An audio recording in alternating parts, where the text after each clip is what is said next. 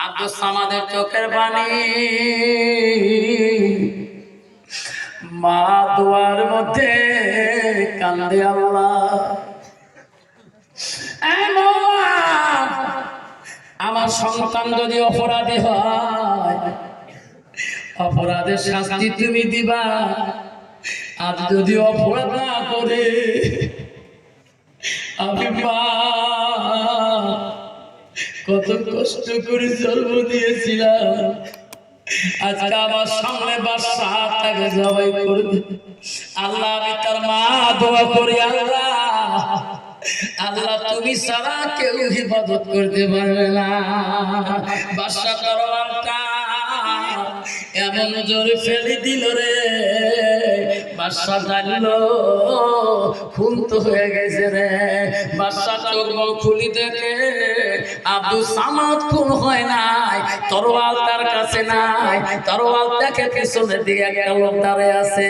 ঘোড়ার মধ্যে চড়িয়া বাদশা ছাড়ি দেওয়া তরোয়ালটা ভাব করে টানি নিছি নাই দেখবে বাদশা বলছে কে আমার তরোয়াল নেই পিছন চেয়ে বলছে মহারাজ আমি নিয়েছি বলছে মহারাজ সেই দিন মসজিদে খুনের আসামি আমি ছিলাম মহারাজ আমি খুন করি বহু দূর গেছি মহারাজ ওই দিন আব্দুস সামাদ আমাকে বাধা দিছিল ভাই খুন করিস না আমি মানি না মহারাজ আমি খুন করি বহু দূর গেছিলাম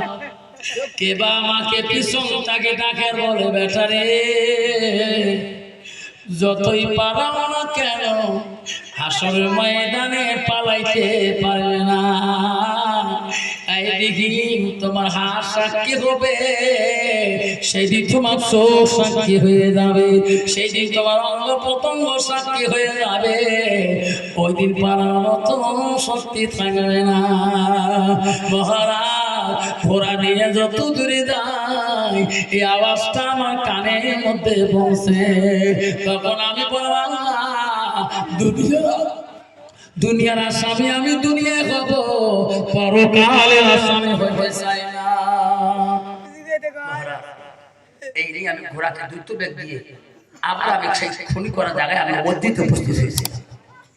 আসে দেখছিলাম আমার পরিবর্তে ইনি খুনি আসামি হয়েছে মহারাজ ইনি একজন আলেম ইনি একটা আল্লাহর ওলি ওগো মহারাজ ইনার মা ইনার জন্য এত আশীর্বাদ করে মহারাজ এনাকে যদি খুন করে দেয় ইনার মা ভবিষ্যতে আমি দুনিয়াতে ধ্বংস শেষ হয়ে যাব মহারাজ আমাকে খুন করে দেয়